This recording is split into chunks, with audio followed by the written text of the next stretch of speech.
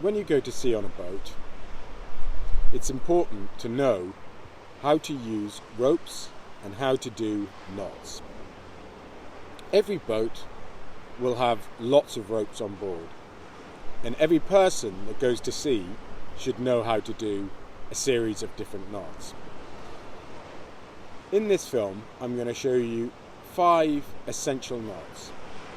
There'll be how-to and step-by-step instructions, which you can then follow and try yourself. And then you can take some time to practice doing these knots and become a real expert in doing them. They're all pretty easy, but to learn in the beginning, they're a little bit tricky. So pay attention, keep trying. It doesn't matter if you get it wrong a few times, but it's good to try and get to do these knots as quickly as you possibly can. When you're on a boat at sea, you want to be able to do these knots without really thinking about it too much. So follow the instructions, keep practicing, and then you'll be able to do a series of 5 really useful and really good knots. There are a number of different parts to a rope. There's the main body, which we call the rope or the line, the standing part, a round turn, which completely encircles an object, a turn, which goes around an object once, an underhand loop, an overhand loop, a bight, which is an open loop, the running end, which is the part of the rope that you use and handle the most, and then the bitter end, which is the final element or end of the rope.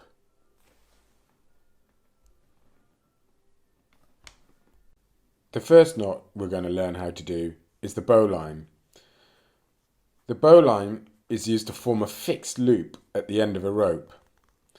It's a fantastic knot to know because it's easy to do and it's easy to untie, even after it's been under load.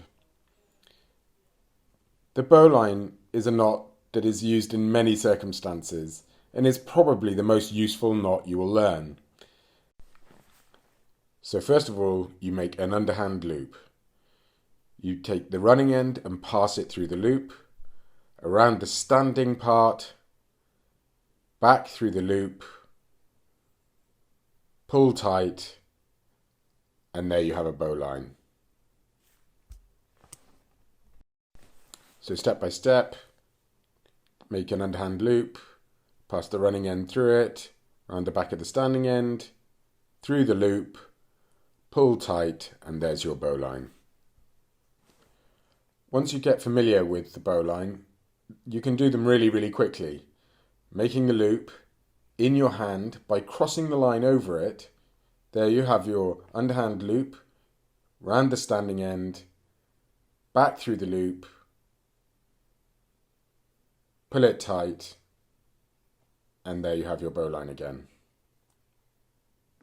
So one more time, creating an underhand loop, passing the line through, round the standing part, back through the loop, pull tight, and there's your bowline.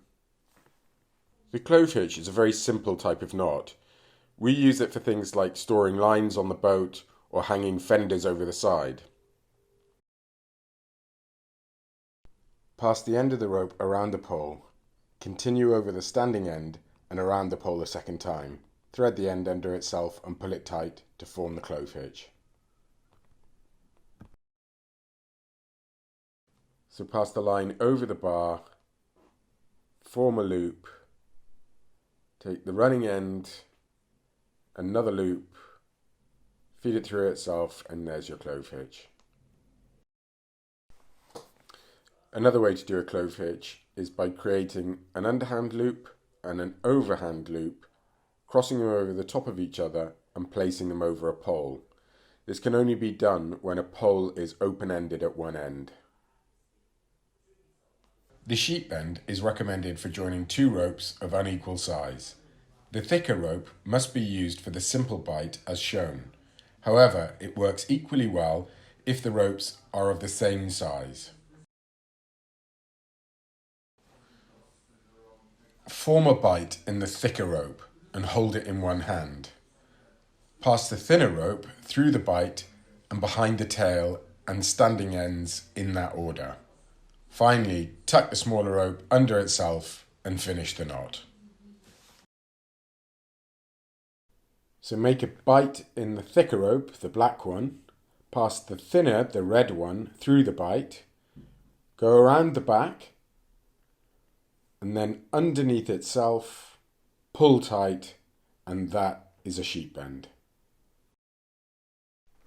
You can also make a double sheep bend, which just makes the knot a little bit more secure. So you make the bight and hold it in your hand, pass the thinner rope through, and just like with the normal sheep bend, pass it under itself, and then again a second time. Pull it tight, and then you have your double sheep bend.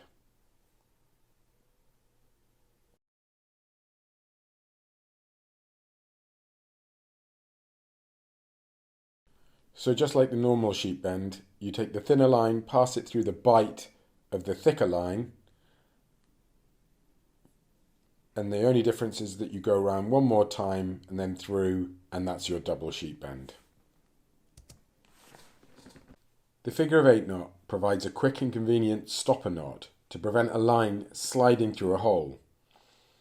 Its virtue is that even if it has been jammed tightly against a block, it doesn't bind. It can be undone easily. Pass the tail over itself to form a loop. Continue under and around the standing end. Complete the knot by passing the tail down through the loop. Another way to do this is to create a loop, twist it, pull the running end through, and then you have your figure of 8. So take the line, start creating a loop, go under the standing end, over the standing end, through the loop, pull tight, and you have your figure of 8. So this is how you might use a figure of 8. Passing it through a ring, creating the figure of 8 knot, pulling it tight, then pulling it back, and now the rope can't get through that ring.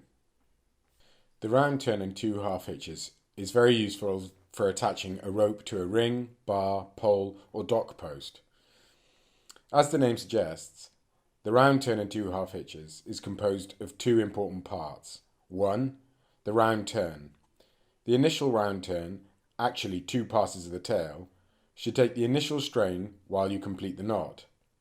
This may be critical when handling a mooring line. An additional turn, or even 2 additional turns, should be added initially if you are handling a heavy load. 2 or more half hitches. The 2 half hitches actually form a clove hitch round the standing end.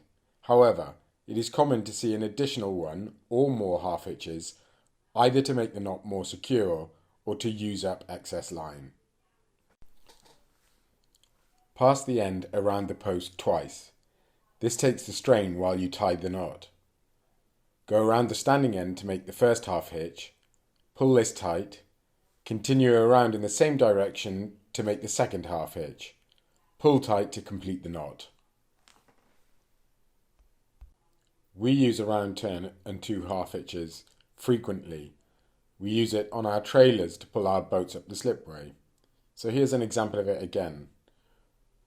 Round twice, form a hitch and a second hitch, pull tight, and then you have a good knot to pull something. So over the pole, creating a full turn, then over the standing part, under the standing part, over the standing part, back under it again, and that's a round turn and 2 half hitches. So we've looked at our 5 essential knots, but I'm going to add one more, and this is the reef knot, sometimes called the square knot. It's usually the first knot we learn, and it's the type of knot we use when we tie our shoelaces. However, it's not a knot that we use frequently, and in fact, we only really use it to tie sails to each other and to keep things out of the way on a boat. Take 2 ropes and cross them to form a half knot. Cross them a second time and pull the ends tight to form the reef knot.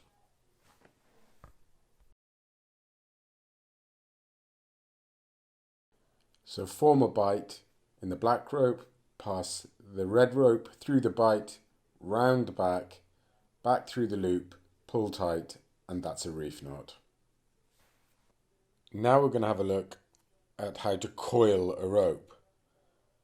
It's good to be able to do this effectively and quickly, as when you're at sea, you use ropes all the time, and being able to coil one effectively and quickly makes things very simple and straightforward on a boat.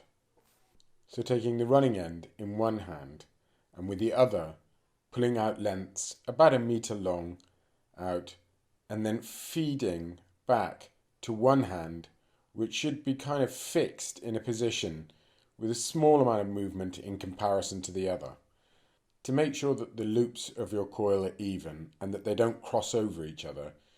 You can twist the rope with your fingers, which will then counter the swing of the loop and make sure that you're getting all the loops in the right direction. Once you've finished coiling the rope, you can start to think about preparing it to be stored away.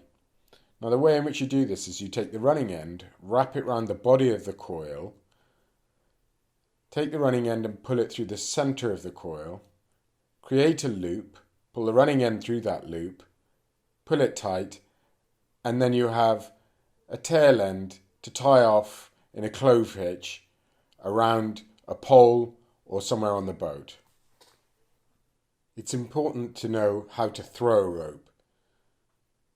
We sometimes have to throw a rope if somebody is in the water and we need to pull them back towards the boat, or we need to throw a rope to someone on land when we're mooring.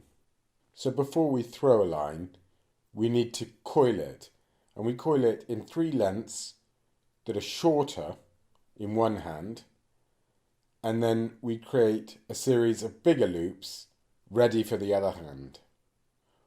Once we've done this, we split the rope in the middle with the shorter lengths in one hand and the longer lengths in the other.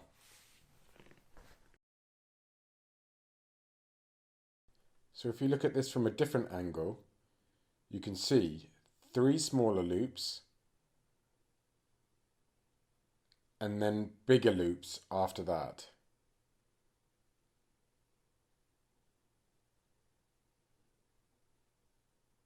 Once we've got enough rope, we're ready to throw. We use an underarm throw with our hand open so that the rope can uncoil and go to its full length. We can also put a bowline loop in the coil so that when we throw the coil to someone, there's a loop ready for them to put that around themselves and make it much easier to be pulled in to be rescued at sea. So once the rope has been thrown, the person in the water can catch it, take the loop and pass it over themselves, and then under their arms, and they can be pulled to safety. So now that we've had a look at how to do all of the knots, let's go through them again, starting with the bowline, which we use to put a loop in the end of the line and is one of the most useful knots you'll ever use. Then there's the clove hitch, which we use to store lines or to keep fenders hanging from a boat. The next is the sheet bend, which we use to join 2 lines together of different thickness. And then there's the figure of 8, which we use as a stopper knot to prevent a rope sliding through a hole. And then the round turn and 2 half hitches, which is a very important knot that we use in all sorts of circumstances. The reef knot, which we don't use that often, but is good to know. And then how to coil a rope and look after it neatly and tidily. And then finally we learn how to throw a rope and how to put a bowline in it to create a loop for someone to hold on to. Now all you need to do is get yourself a length of rope and practice these knots. Keep trying, keep practicing, and it won't take long before you'll be able to do these without even thinking. These are essential knots that you need if you want to go to sea on a boat.